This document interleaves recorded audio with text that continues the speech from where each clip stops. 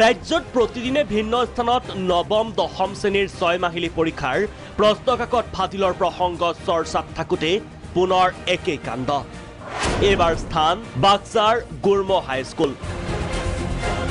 পুনৰ ফাদিল 6 মাহিলী পৰীক্ষাৰ প্ৰশ্নকাকত। দৰাচলতে একাংশ পৰীক্ষাৰ্থী যেনে বিদ্যালয় পৰিচালনা সমিতিৰ সভাপতিৰ পুত্ৰ আৰু ভতিজাৰ ঘৰত গোপনে প্ৰশ্নকাকত প্ৰেৰণ কৰে খুদ বিদ্যালয় প্ৰধান শিক্ষকে। তাকে লৈ পুৱাই উত্তপ্ত পৰিস্থিতিৰ সৃষ্টি হয় বিদ্যালয়খনত। সভাপতি হয় স্কুল কৰ্তৃপক্ষৰ সভাপতি, তেখেতৰ ল'ৰা আৰু তেখেতৰ ভতিজাক, যি আমাৰ ইয়াত এতিয়া হাফ ইয়াৰলি এক্সাম চলি আছে, তাৰে মানে আজি ধৰি লওক পৰীক্ষাটো আছে, আজি পেপাৰখন দিয়ে, এনচাৰ শ্বীটটো অহা কাইলৈ জমা দিয়ে। ঠিক তেনেকুৱা আজি 4টা পৰীক্ষা গ'ল, 4টা পৰীক্ষাও তেনেকুৱা হৈছে। প্ৰশ্নকাকত পূৰ্বেই যোগান ধৰাৰ কথা স্বীকাৰ বিদ্যালয়খনৰ প্ৰধান শিক্ষক মুনীন্দ্ৰ শৰ্মাৰ। কমৰগাঁও জাতীয় বিদ্যালয়ত আপোনাৰ ৰেজিষ্ট্ৰেশ্যনটো আছে, কিন্তু আমাৰ তেওঁলোকৰ কামটো হৈ গ'ল। আমাৰ ডিষ্ট্ৰিক্টখনৰ পৰীক্ষাটো যিহেতু যোৱা 1 তাৰিখৰ পৰা হৈ আছে, লাষ্ট পৰীক্ষা 5 দিন হ'ব, অহাকালি শেষ হ'ব, গতিকে এওঁলোকৰ পেপাৰটো আমি দিয়াটো হয় 2জন ষ্টুডেণ্টক।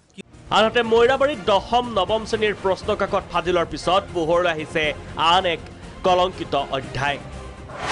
নামভৰ্তি পাঠদান নকৰাকৈ উত্তীৰ্ণ মেট্ৰিক পৰীক্ষা, কিন্তু পৃথকে পৃথকে দুখন বিদ্যালয়ত উপস্থিতিৰ চহী।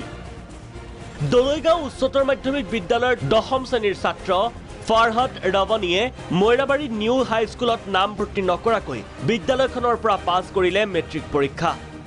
দলৈগাঁও বিদ্যালয় আৰু মৈৰাবাৰী নিউ হাইস্কুলত একেলগে দুখন বিদ্যালয়তে উপস্থিতিৰ প্ৰমাণ দেখুৱাইছে ফাৰহাদে।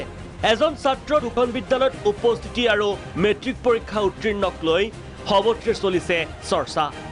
মৰিগাঁও জিলা শিক্ষাখণ্ডৰ গাফিলতি নে আন কিবা ৰহস্য এই সমগ্ৰ প্ৰক্ৰিয়াটোত সকলো ফাদিল কৰাৰ আহ্বান জনাইছে দল সংগঠনে।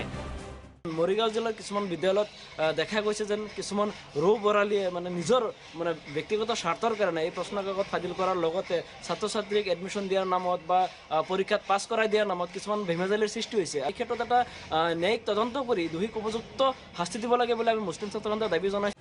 নাওকাটাৰ পৰা আব্দুল মানান, মৈৰাবাৰীৰ পৰা নাছিদুৰ ৰহমান ৰিপৰ্ট, প্ৰাগ নিউজ।